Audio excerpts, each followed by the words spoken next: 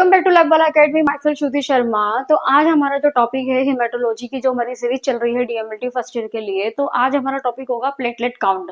जैसा कि आपको मालूम है कि पुराने जितने भी मैंने भी वीडियो बनाए हैं हेमेटोलॉजी पे, सारे काउंट पे ही बनाए हैं।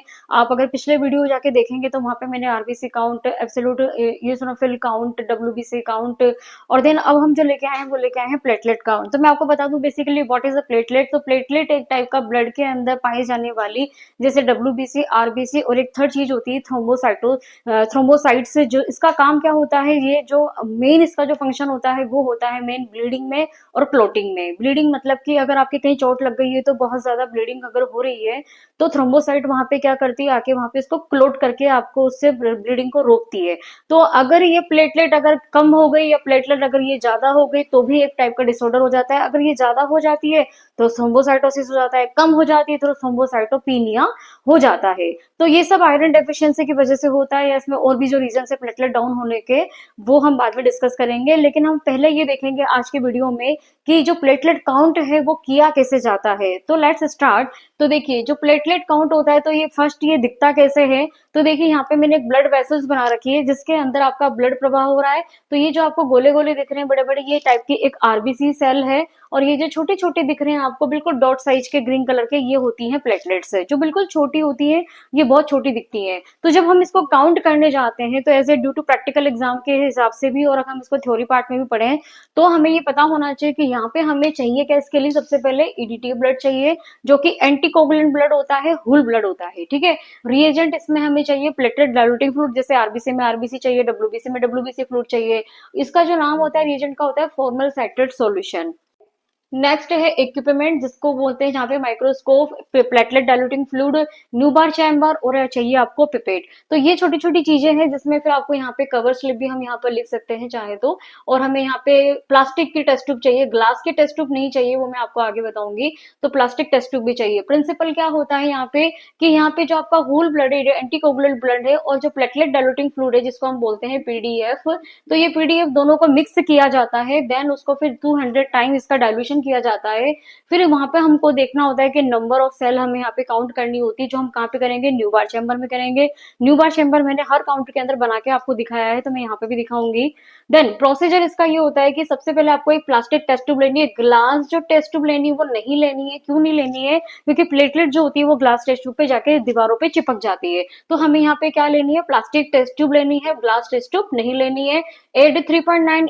3.980 माइक्रोलीटर हम लेंगे यहाँ पे प्लेटलेट डाइल्यूटिंग फ्लूइड, और 20 माइक्रोलीटर लेंगे हम यहाँ पे ब्लड। उसको एक प्लास्टिक के ट्यूब में हम क्या करेंगे, उसको मिक्स कर लेंगे अच्छे से। मिक्स करने के बाद हम उसको क्या करेंगे, या तो फिर हम यहाँ पर जो हमारी आरबीसी पिपेट होती है इस तरह से, ये यहाँ पे इस तरह से, यहाँ पे एक 101 नंबर होता है, यहाँ पे 1 और 0.5। तो यहाँ पे हम अपना ब्लड वगैरह लेके, एक तक हम ब्लड लगेंगे, फिर डाइल्यूटिंग फ्लूइड वगैरह लेके, फिर हम 101 तक उसको क्या करेंगे, मार्किंग तक पूरा उसको यहाँ पे मिक्स करके, और बीच में जो इसमें रेड कलर की बीड होती है इसको इस तरह से मिक्स हम कर सकते हैं। चाहे तो हम यहाँ पे आरबीसी पिपेट का भी यूज कर सकते हैं। आरबीसी पिपेट से करेंगे तो भी आपका जो डाइल्यूशन बनेगा वो 1:200 का बनेगा। फिर हम उसको मिक्स वेल करने के बाद हमको क्या करना है, न्यूबार चैम्बर में इसको लोड करना है। तो हम यहाँ करेंगे प्रिपेयर न्यूबार चैम्बर में इसको लोड करेंगे। तो न्यूबार चैम्बर जो कि कांच की स्लाइड होती है 3 लेयर की, उसमें हम क्या करेंगे, अपने सैंपल को डालेंगे। देन फिर उसको आधे घंटे तक रखेंगे ताकि उसमें जो भी प्लेटलेट्स हैं वो सारी प्लेटलेट्स जो डाइल्यूटिंग फ्लूइड उसके साथ रिएक्शन करके हमें अलग से उसके अंदर सेपरेटली दिख जाए। और साथ में हम क्या करेंगे, जैसे एक तरह से पेट्री डिश ले लेंगे, पूरा अपना न्यूबार चैम्बर उसमें रख के, और एक वेब जैसे कि वेट टिश्यू पेपर होता है वो रख देंगे ताकि वो उसका एरिया मॉइस्ट रहे, ठीक है। बिल्कुल ड्राई नहीं होनी चाहिए Neubauer chamber. Place cover slip, फिर क्लब स्लिप रखने के बाद हम माइक्रोस्कोप के अंडर 40x यानी कि हाई पावर पे हम इसको ऑब्जर्व करेंगे जो भी हमें प्लेटलेट काउंट करना है। तो प्लेटलेट काउंट का जो फॉर्मूला होता है ना, वो हम आएंगे फॉर्मूले पे, जो हमारा मेन फंक्शन है। तो फॉर्मूला इसका क्या होता है, नंबर ऑफ प्लेटलेट काउंट। यहाँ पे हमें ये निकालना है। तो फॉर्मूला आप ध्यान से समझिएगा कि नंबर ऑफ सेल काउंटेड, क्या सेल काउंटेड, थ्रोम्बोसाइट जो कि सेल होती है, जो कि हमें यहाँ पे प्लेटलेट जो भी हमें काउंट करनी है वो हमें यहाँ पे देखना है। डाइल्यूशन हमारा यहाँ पे ऑब्वियसली 200 है, 1:200 है, तो 200 हमारा डाइल्यूशन फैक्टर है। एरिया काउंटेड, एरिया किसका काउंट करना है, तो जैसे कि ये हमारा जो बॉक्स है, ये वाला जो पूरा बॉक्स है हमारा 9 सेल का, तो 9 सेल का जो न्यूबार चैम्बर का बॉक्स होता है, जैसे 1 2 3 4 5 6 7 8 9।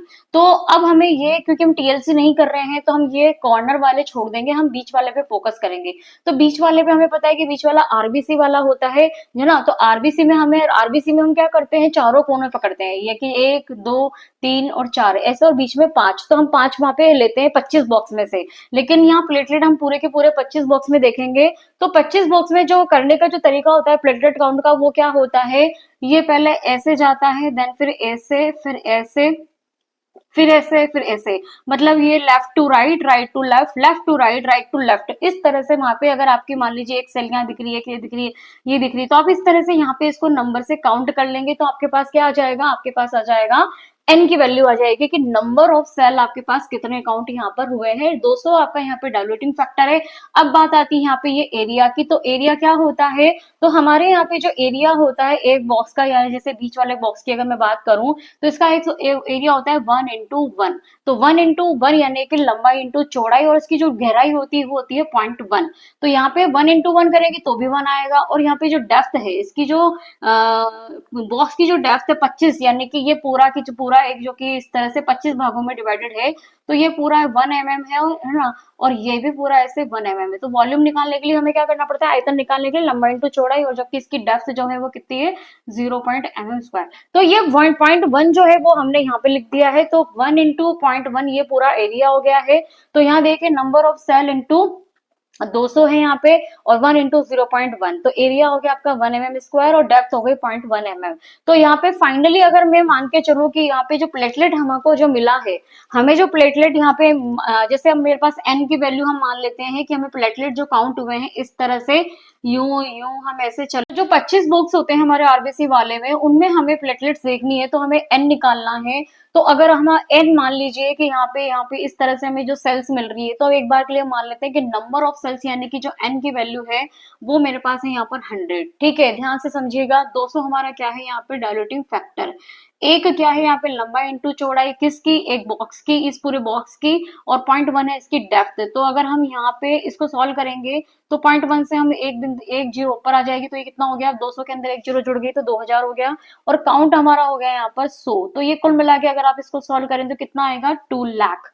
तो 2 लाख पर माइक्रोलीटर ये जो आपका आता है प्लेटलेट, ये आपका इसका सॉल्यूशन है, हम इसको टीपीसी बोल सकते हैं, टोटल प्लेटलेट काउंट।